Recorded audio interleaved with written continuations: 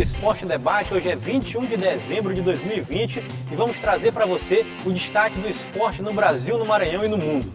A temporada 2020 do Moto Clube de São Luís, a eliminação na Copa do Brasil, o vice-campeonato estadual e a derrota no mata-mata da Série D. Você vai ver ainda a realidade do tênis no Maranhão em um bate-papo com Clineu Coelho, presidente da Federação Maranhense. E mais, a história de superação do Marcelo Augusto, o cadeirante que supera todas as dificuldades e não inventa desculpas para a prática esportiva.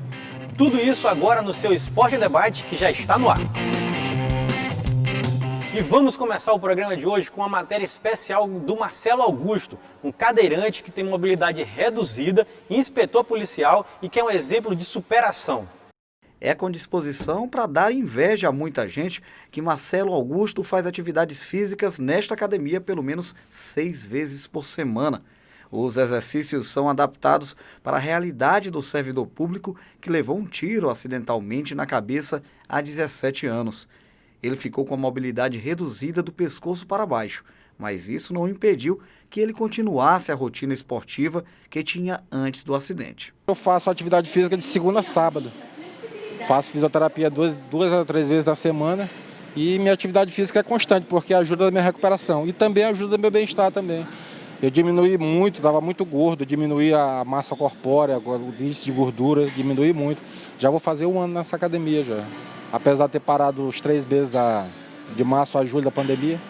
Mas eu estava fazendo atividade física em casa, não parei não, comprei uns pesos e estava malhando em casa. O amigo e funcionário Manuel Santana acompanha Marcelo nas atividades e conta que é preciso ter fôlego para acompanhar o desempenho do atleta. Tem que manter o pique, o homem não para não. Começa logo cedo, como é que é a rotina? Cedo, trabalho, depois trabalho para casa, almoçar, relaxar e mais tarde academia. Os especialistas recomendam a prática de atividade física porque melhora a qualidade de vida das pessoas, tendo ou não o praticante alguma mobilidade. Entre os benefícios estão a melhora do humor e, principalmente, o condicionamento físico de quem pratica exercícios com frequência.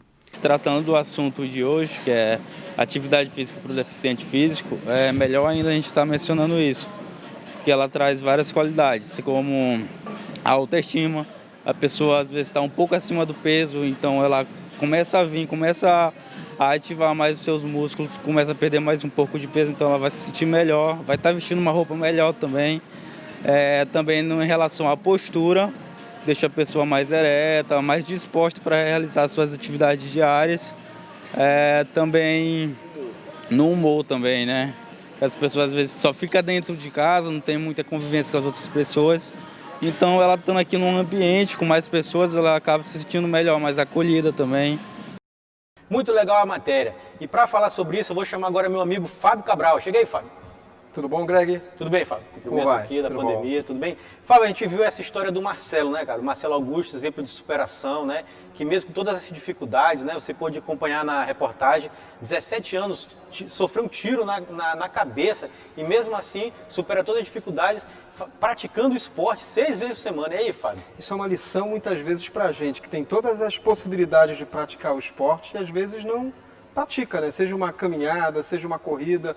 O que o Marcelo está fazendo, né, na academia, para quem de repente olha o Marcelo sem estar lá dentro, pode imaginar que, não, um cadeirante não tem essa possibilidade, né? E você percebe que é possível fazer muitas coisas, mesmo com as limitações, né? No caso dele, uma limitação mais física, Isso, que pode impedir ele de fazer uma série de atividades diárias, mas não impede ele de manter a forma, de fazer uma atividade física, de praticar esportes, né? E nem do estudo, né? Que o E cara nem do estudo, tá isso. fazendo pós-graduação, né? Como a gente acompanhou, também não parou com a prática policial, né? Que é inspetor policial. Então, aqui no Brasil a gente tem uma modalidade paralímpica, né, que é sim, muito forte, muito né? forte, Com exatamente. várias modalidades, né? A gente vê nas Olimpíadas, nos Jogos Olímpicos que acontecem essas provas também paralímpicas, né? Você tem na natação, você tem no atletismo, né? Que são modalidades mais desportivas dessas olímpicas, né? Não é o caso do que o Marcelo faz, que é mais a academia, a musculação, né?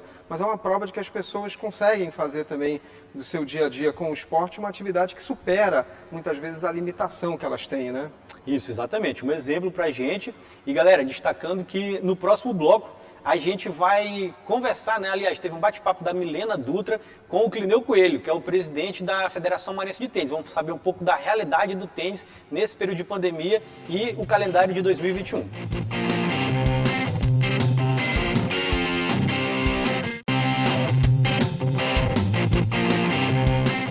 Já estamos de volta com o Esporte Debate e agora a gente vai mostrar uma conversa, um bate-papo da repórter Milena Dutra com o Clineu Coelho, que é o presidente da Federação Maranhense de Tênis. Ele falou um pouco sobre a realidade da modalidade aqui em São Luís, os desafios, né, por conta da pandemia da Covid-19 e o calendário para 2021. Quadra vazia, sem atletas, sem torcida. 2020 está sendo um ano difícil também para as práticas esportivas. No Maranhão, as competições de tênis, por exemplo, foram quase todas suspensas este ano por conta da pandemia da Covid-19. Assim como para todas as modalidades esportivas, foi um ano atípico. Nós tivemos, com a pandemia, a paralisação de todas as modalidades esportivas e ficamos aguardando os protocolos, a maneira de como é que seria efetuado, apesar de ser uma modalidade que não leva muita aglomeração, mas tem que seguir todas as normas, os protocolos, a precaução para ninguém adoecer e ninguém sair prejudicado disso. O tênis, nós tivemos, como todas as modalidades, a falta do espectador, da participação da torcida. E isso aí o atleta sente muito, porque ele sempre gosta de ter o incentivo e a motivação, a vibração do torcedor. De acordo com o presidente da Federação Maranhense de Tênis, um dos pontos positivos neste ano para o esporte foi a reforma recente da quadra da Lagoa da Jansen. O que nós ganhamos em 2020 foi justamente as reformas das quadras da Lagoa e a criação da quadra do Rangedor. E isso vai beneficiar e muito por causa do poder aquisitivo para as pessoas que não têm condições de pagar e alugar as quadras dos clubes. Mas mesmo com as incertezas da pandemia, já tem competições agendadas para 2021 que fazem parte do calendário anual da modalidade. Nós temos as competições da quarta classe, da quinta classe, da terceira classe, mas as grandes competições que são a nível nacional, onde vai para o ranking nacional, essas competições são de acordo com a confederação. Então ela estabelece um calendário e em cima desse calendário nós montamos os calendários estaduais, que é o caso do Maranhão. Nós prevemos que a Caixa Econômica deve realizar 2 ou 3 eventos. O Olho d'Água Tênis Center é o que mais realiza, deve chegar aos 5 ou 6 eventos. O Esporte Villages está querendo trazer uma competição a nível nacional e nós queremos também colaborar com isso, ajudar na confederação, que hoje nós fazemos parte do Conselho Nacional da Confederação Brasileira de Tênis, o Clineu, e é essa a proposta que nós temos para 2021. E aí, Fábio, a gente acompanhou o bate-papo aí da Milena com o Clineu, né, falando sobre essa realidade do tênis. A gente está fazendo esse nosso programa Esporte Debate, trazendo o presidente de federações. E agora o exemplo do tênis, né, que é uma modalidade que tem crescido muito aqui no Maranhão. E a gente acha que o tênis, por ser uma modalidade individual, né, pode estar, de repente, fugindo, né, da pandemia. Individual, embora um jogue contra o outro, né, mas tem um distanciamento, você não tem, dentro contato, daquele momento do jogo, né, uma proximidade. Isso. Porém, se fosse, de repente, conversar com um infectologista, ele ia dizer que aquela bola que sai de um não lado adianta para o outro, nada, que um pega, o outro pega, Isso. você tem os garotos que ficam lá catando Isso. a bola também na quadra, você já tem um contato aí que, de repente, pode gerar uma certa contaminação, né? O próprio circuito internacional demorou muito para ser realizado. voltar, exato. Estão acontecendo algumas competições, as competições mais importantes, mas o Federer, por exemplo, que é um dos grandes nomes aí do tênis internacional, já disse que não participa, por exemplo, do primeiro torneio, Grand Slam, que é o Australian Open, né, que acontece bem no início de janeiro. Então, assim, você percebe que também o tênis, por mais que seja uma modalidade individual, você tem uma preocupação também com essa questão da pandemia, né? Não, e tem que ter preocupação, né? Que a gente sabe, a gente ainda está vivendo um momento de pandemia, tem muita gente que pensa que não, né? Mas está sim, os números de casos no Brasil, infelizmente, estão aumentando, a gente tem que tomar cuidado com o que está acontecendo. O Clineu conversou com a Milena e, além, claro, de falar dessas dificuldades com relação à pandemia, ele projetou o ano de 2021 Sim, com competições, o que eu achei interessante, né? Então, pelo menos tem uma perspectiva. A gente cobra muito de presidente de federação criatividade, né? Criatividade com relação a como desenvolver competições, mesmo tendo todas essas dificuldades, esses intempéries causados pela Covid-19. E aí eu achei interessante ele pensar em competições. Greg, eu lembro que quando eu era mais jovem, né, lá para os 20 anos, você via aqui em São Luís jogar o Jaime Oncins, o Cássio Mota, que foram tenistas que tinham um nome mais de destaque no Brasil, numa época em que ainda não existia o Gustavo Kirten, né? Isso. Numa época que não era... Pré-Kirten, Pré-Kirten, né? Pré-Guga. Então você tinha esses tenistas que eram os melhores ranqueados, não chegavam no top 10, eles eram... O Luiz Mata, se eu não me engano, deve ter chegado à 40ª posição, né? O que é muita coisa para o tênis brasileiro, né? Sim. Mas como que a gente não aproveitou, né? A evidência de um Guga campeão, do Meligeni um pouco antes, né? Que foi do Meligeni também, isso. que venceu um Pan-Americano no tênis. Isso. E aí você, de repente, eu estava assistindo a matéria agora com você aqui, a gente vê a quadra ali da Lagoa da Jansen, muito bonita, né? Recentemente reformada, que né? o próprio Clineu destacou, né? Que tem a quadra também no Rangedor, mas como é que a gente pode aproveitar esses espaços, né? De popularizar um esporte que a gente sabe que é um esporte caro, muitas vezes, né? Para praticar, né? Mas que seria muito interessante que as pessoas mais humildes, que não têm a condição de repente, de participar de um local onde se paga para jogar tênis, de alugar, né? uma quadra, de alugar uma quadra, mas também pudessem utilizar esses espaços públicos para jogar. De repente, assim, você teria um movimento maior, não só das competições, que é muito bom que a gente possa pensar isso para 2021, mas de novos nomes, de pessoas que vão se apaixonando por esse esporte, né? Revelando jogadores que de repente não têm tanta oportunidade. No tênis acontece muito isso com os meninos que ficam geralmente catando as bolas, né? Isso. Parece muito paddle, né? Que chama do golfe, né? Isso. Muito paralelo que com ele vira jogador, carrega, e vira jogador se inspira, e acaba jogando muito bem, muitas vezes esse, né? Porque sabem exatamente no caso do golfe qual taco que usar para determinada situação, e o tênis também gera isso, né? Seria uma oportunidade com esses espaços. Exatamente. Galera, é o seguinte, no próximo bloco a gente vai falar um pouco de futebol, vamos fazer um balanço aqui de toda a temporada 2020 do Moto Clube de São Luís.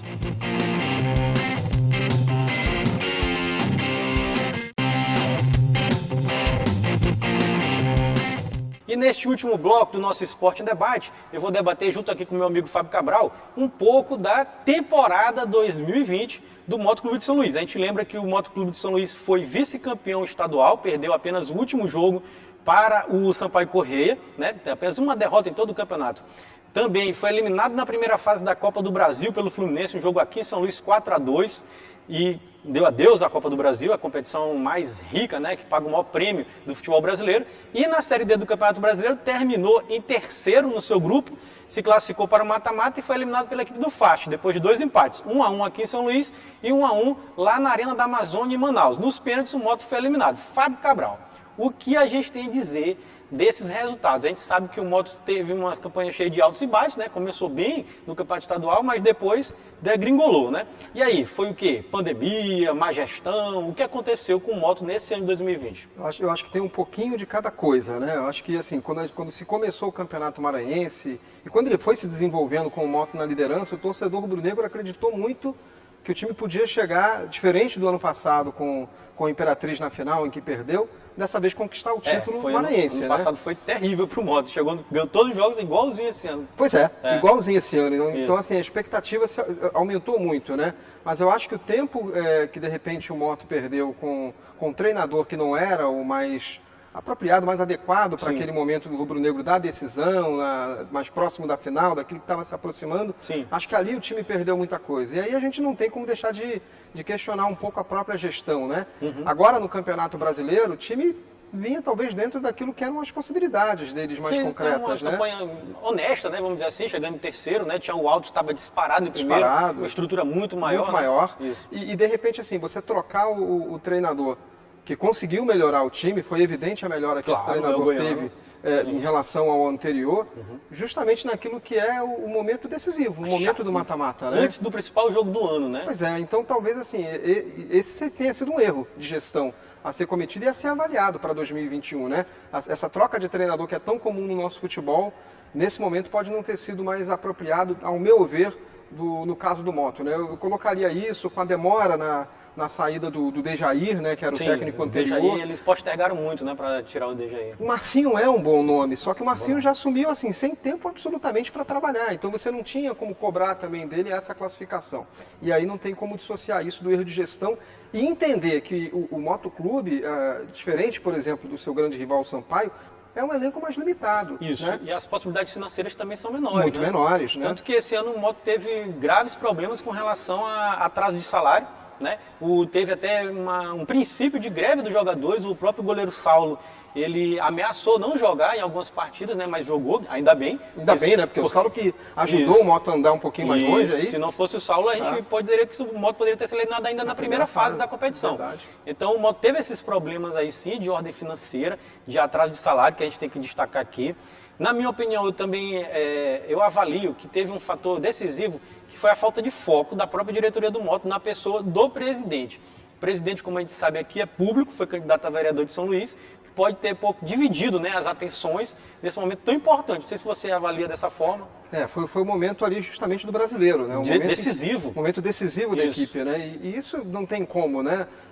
Traçando um paralelo aí com o futebol nacional, o Flamengo também viveu isso. Viveu, o presidente. O seu principal dirigente, não é nem o presidente, o diretor de futebol, né? Que foi candidato a vereador, lá no caso ele se elegeu como vereador, mas foi justamente o que coincidiu com o pior momento do clube nos últimos anos. Com as duas eliminações, né? Então talvez essa seja uma lição que os dirigentes aí que pleiteiam muitas vezes um cargo público poderiam aprender, né? Que de repente, assim, quando você está fazendo isso no momento mais decisivo para o seu clube, ou você delega a sua função e muitas vezes isso não acontece para que outra pessoa possa administrar o clube e você se dedicar àquilo que você quer. Fazer uma dedicação exclusiva, né? Ou você vai ter que repensar se a sua candidatura é ideal para aquele momento, né? Agora é ver assim, o que a gente tem de cenário para 2021 do Moto, Isso, né? Falando de cenário para 2021, Fábio, a gente tem o seguinte, tem certo já, o Moto vai disputar a pré-Copa do Nordeste porque foi o vice-campeão maranhense, então ele tem o direito de disputar a pré-Copa do Nordeste, vai enfrentar a equipe do CSA da segunda... Não é um jogo fácil, né? Não, complicadíssimo. O CSA da segunda divisão do Campeonato Brasileiro, que está bem na competição. Está brigando também. Está brigando para entrar no G4, exatamente.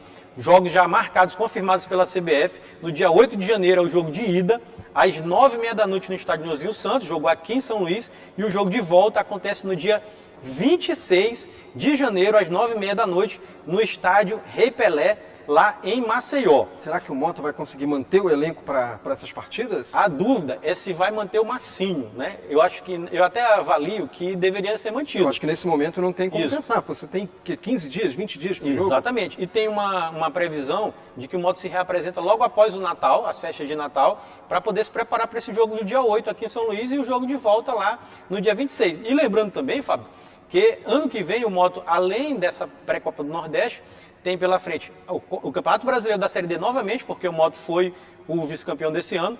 Tem a Copa do Brasil. Copa do Brasil. Isso. E o Campeonato Estadual, que, por sinal, é outro assunto agora, começa no dia 14 de fevereiro, Fábio.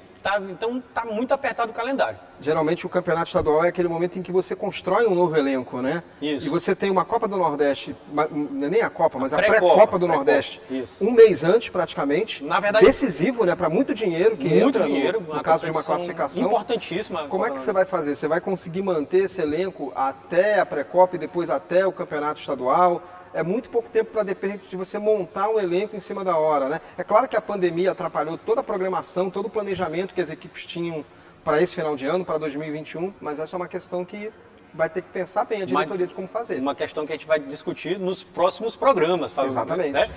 Lembrando, galera, que é o seguinte, a gente está aqui nesse período, tirando as férias do nosso amigo Juraci Filho, né? Merecidas férias. Né? O Fábio Cabral vai nos acompanhar aqui, viajando, rapaz.